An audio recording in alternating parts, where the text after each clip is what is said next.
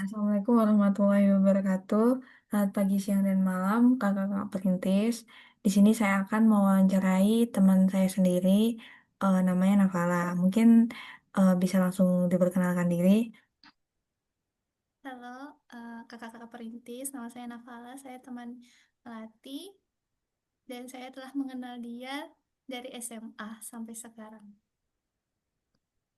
Oke, mungkin latar belakang dari kenapa saya memilih Navala, yaitu menurut saya dia merupakan sosok wanita yang sangat menginspirasi lewat work-life balance-nya dan nilai spiritual yang dia miliki. Mungkin langsung saja saya akan memulai sesinya, yaitu yang pertama, em, gimana sih cara Navala ini bisa menjalankan semua hal yang dilakukan sekarang seperti kuliah, ikut freelance, organisasi, dan kempo tanpa ngerasa kayak capek banget terus sampai tumbang gitu. Sebenarnya kalau dijalani karena aktivitasnya beragam dan padat itu tuh jujur capek ya. Tapi tuh aku selalu kayak nyoba buat eh, apa sih menimbang-nimbang terus jujur sama diri sendiri sih mana yang penting dilakuin untuk hari ini mana yang bisa dilepas dulu jadi aku melihat prioritas dan keurgenan aktivitas aku itu aku juga belajar banget buat nggak uh, harus sempurna gitu untuk ngelakuin apapun yang penting itu kita bisa berprogres dan berproses setiap harinya kurang lebih Berarti begitu. intinya tahu prioritas sama berprogres gitu ya, Iya progresif gitu ya. benar. Karena kita Oke. nggak bisa melakukan segala sesuatu sesuai dengan apa yang kita mau. Kayak kita maunya standarnya begini, tapi realitanya kita nggak punya energi sebanyak itu gitu. Oke, mantap sekali. Selanjutnya, apa sih prinsip atau kebiasaan kecil yang paling membantu kamu untuk tetap waras dan nggak burnout itu?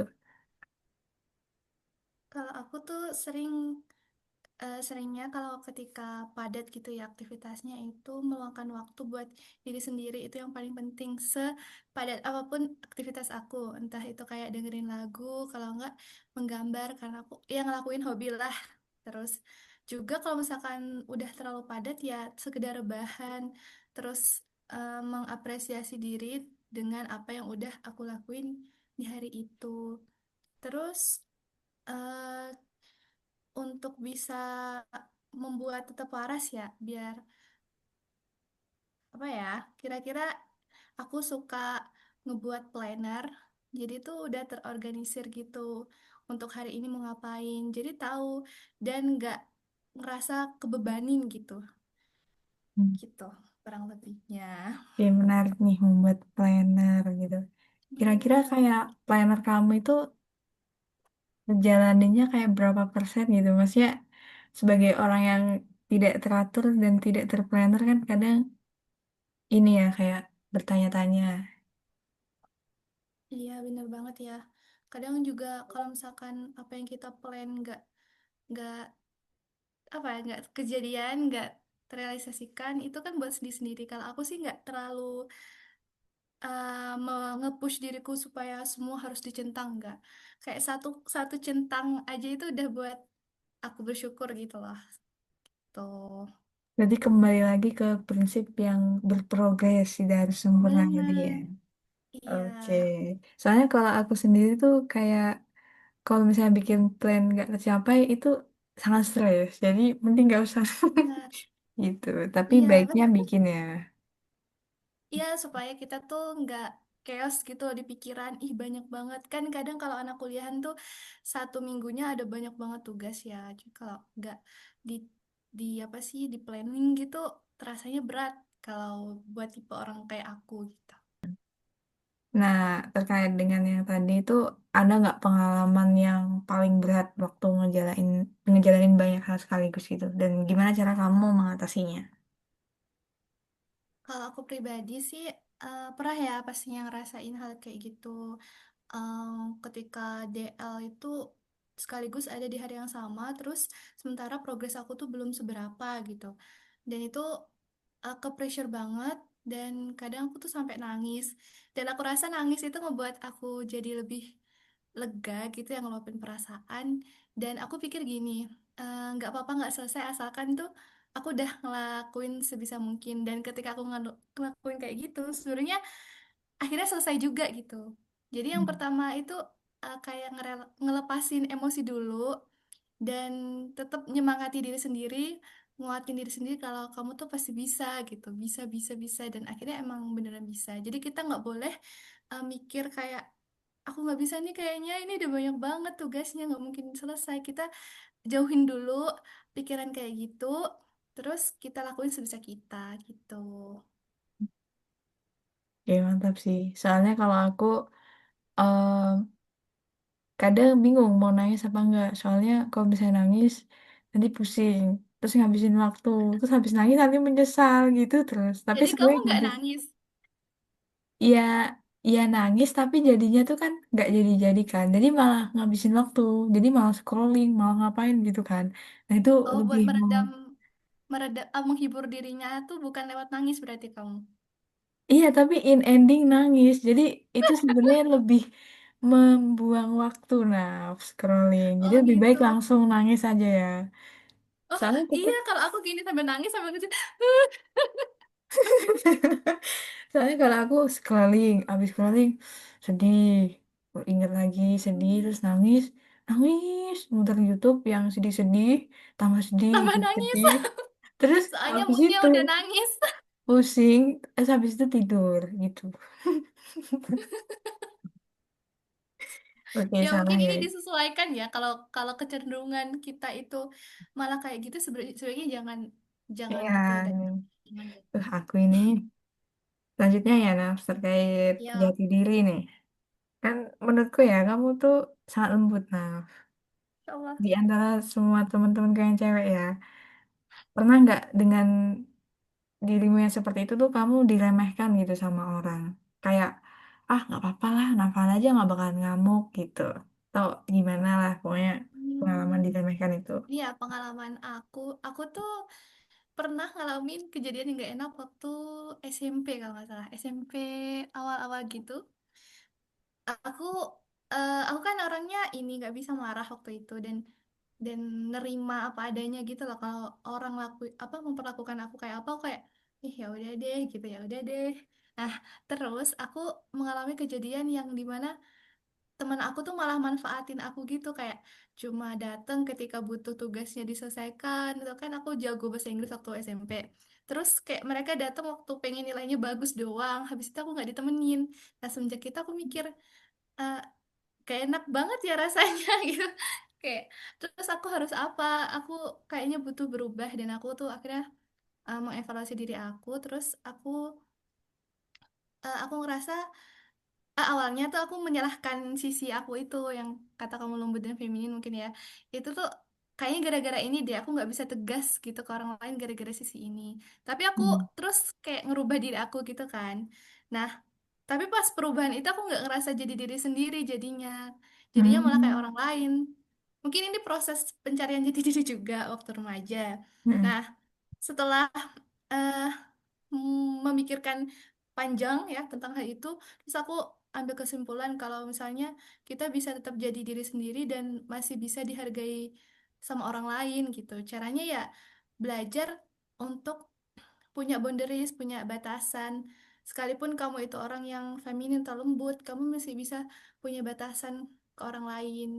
Tuh. Jadi ketika orang ngeremehin aku ya aku eh, sebisanya bersikap bijak, tapi juga kayak membuat boundaries ke mereka, kayak menunjukkan ketegasan kalau aku tuh nggak mau diperlakukan seperti itu gitu.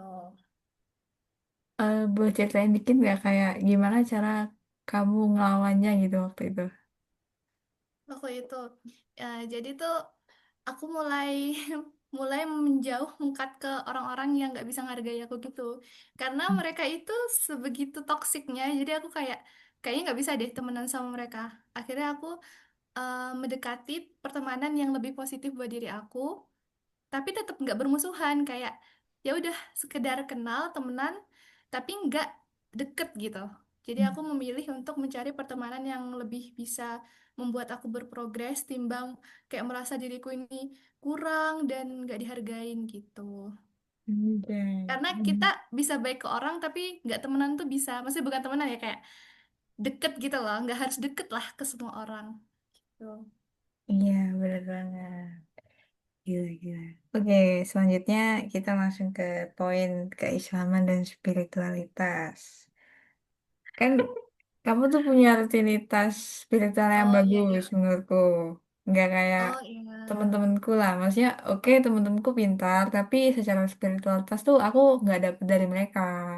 Makanya setelah Oh aku iya. ngelihat kan, oh Nafala ini rajin ya, bangun pagi, ngaji, gitu-gitu lah. Nah, gitu itu gimana cara melakukan itu? Apa motivasinya gitu? Jujur aku apa semakin aku dewasa ya, kayak di SM dari SMP SMA aku kuliah, kuliah ini emang ngebuat aku tuh kayak agak struggling buat ngebalance antara religi sama dunia dan akhirat gitu ya. Hmm. Dan beda sama SMA. SMA tuh masih bisa bener-bener terkontrol, tapi kalau kuliah tuh bener-bener butuh effort yang lebih gitu. Kalau untuk rutinitas sendiri, aku tuh membiasakan diriku, memaksa diriku, eh ngebiasain buat ngemaksa diri aku buat ngelakuin hal itu. Entah itu karena urusan capek, sibuk gitu tuh aku pastiin supaya aku tetap ngelakuin rutinitas itu karena sebenarnya cuma butuh dipaksa dikit. Ketika kita ngelakuinnya itu kita tahu kalau kita ternyata tuh bener-bener butuh hal itu, kayak ngaji ya, awalnya aja ngerasanya eh, nggak ada semangat, tapi ketika udah bener-bener ngaji itu tuh ada nilai-nilai yang aku butuhin, jadi tuh aku nggak ngerasa itu sebuah kewajiban lagi, kewajiban apa ya, keharusan lah, itu jadi sebuah kebutuhan.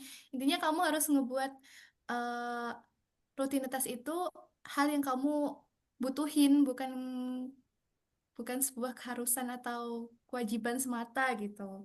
Dan kalau aku sih ini ya, mungkin karena aku suka ngedalemin tentang isi isinya, bukan sekedar kalau ngaji ya, bukan sekedar ngebaca, tapi aku ngerasa kayak apa yang aku baca tuh aku harus dalami artinya apa, maknanya apa, dan setelah ngelakuin itu, setelah menelisik tafsir kayak ngebaca terjemahannya, aku lebih ngerasa terkoneksi. Kayaknya itu deh poinnya, ada koneksi. Koneksi dengan rutinitas itu sendiri. Kamu harus tahu apa poin dari rutinitas rutinitas yang kamu lakuin, apa koneksi yang bisa kamu dapetin dari eh, aktivitas itu gitu. Dari tadi kan bercerita, mention terus makna hidup kan. Nah, Iya. kamu nih sebenarnya pengen dikenal sebagai manusia yang seperti apa sih sama orang lain?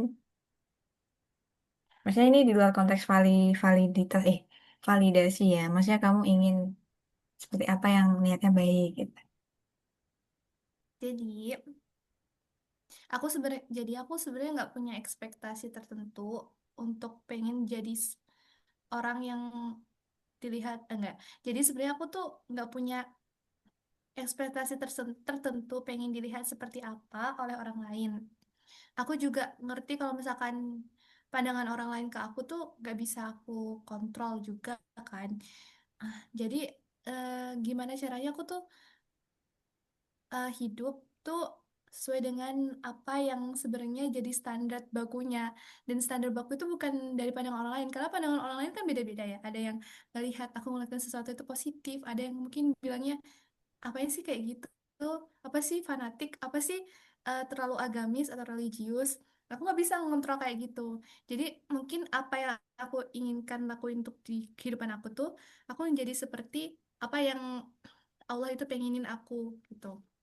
Dan caranya ya dengan mempelajari uh, agama aku, gimana caranya menjadi wanita. Kan aku terlahir sebagai wanita. Jadi aku pengen diriku tuh bisa menjalani peran itu dengan baik. Mengerti apa fitrah wanita, apa sih yang sebaiknya aku maksimalin dalam kehidupan di dunia ini agar aku bisa dapat manfaat yang baik di dunia juga di akhirat gitu. Jadi nggak kehilangan atau rugi gitu di salah satunya. Dan aku rasa sejauh ini aku memang agak struggling ya untuk bisa ke arah situ. Tapi aku tahu aku mencoba, at least aku mencoba dan aku berusaha gitu. Dan sejauh ini mungkin aku udah ngerasa bersyukur bisa bisa apa sih ngejalanin ke arah yang aku pengenin ke arah situ, dan hopefully suatu saat nanti tuh aku bisa memberikan dampaknya lebih luas mungkin ke orang di sekitar aku gitu. Oke, ini pertanyaan terakhir ya, Navala. Oke, Siapa sosok yang menurutmu sangat menginspirasi dan nanti kasih pesan-pesan ya buat aku atau yang akan menonton video ini.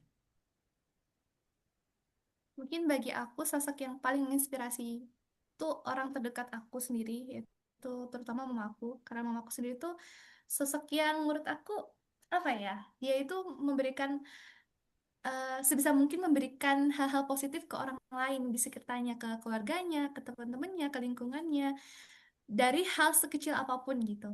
Mamaku kan seorang ibu rumah tangga, mama nggak bekerja di luar, bukan seorang wanita karir, dan yang aku lihat mama itu lingkup apa sih kayak gak terlalu lah mendapatkan akses ke informasi dari dunia lain ya, dari sekedar buku yang mama baca, atau sekedar YouTube, video YouTube atau video-video film gitu. Mama suka baca apa, nonton film gitu. Dan yang menginspirasi tuh bagi aku, mama tuh selalu bisa dapetin hal-hal positifnya, memaksimalkan itu. Kayak di video YouTube mama mencoba untuk mengakses wawasan dari video-video yang membuka apa sih pandangan-pandangan baru di kehidupan agar bisa lebih positif ya. Mama tuh bisa menyalurkan hal itu ke anak-anaknya. Jadi tuh aku kayak, wah, mama tuh bisa memberikan dampak sekecil apapun gitu, dan apapun dampak yang mama berikan tuh menurut aku sangat berarti ya. Jadi aku rasa aku pengen juga lah jadi orang yang seperti, meskipun aku cuman bisa kasih dampaknya sedikit, at least itu tuh bagi mungkin bagi orang lain tuh juga bermakna gitu. Kalau untuk pesan, teman-teman untuk teman-teman yang lain, mungkin bagi aku sebisa mungkin kita tuh nggak lost connection sama Allah, karena eh, kehidupan hiruk pikuk kehidupan ini yang kita sebagai anak kuliahan perjuangin ya, kayak capek-capek untuk belajar terus nanti cari kerja, tapi kalau misalnya kita nggak punya alasan yang jelas kenapa kita ngelakuin ini, ya mungkin kayak alasan kita cuma pengen hidup sukses kaya gitu, tanpa tanpa ada tujuan lebih lanjut, nanti kita tuh bisa kehilangan arah gitu loh di tengah-tengah. Kayak pasti akan ada saatnya kayak kita burn out, apa sih arti kehidupan itu, kita tuh bisa kehilangan itu. Dan sebisa mungkin kita cari mulai sekarang, manfaatin umur 20 tahunan ini untuk mengeksplor diri kita sebaik-baiknya agar kita tidak kehilangan arah gitu. Itu aja. Oke, sangat daging ya ini. Mungkin itu saja wawancara yang saya lakukan untuk pemenuhan tugas kali ini. Terima kasih. Wassalamualaikum warahmatullahi wabarakatuh.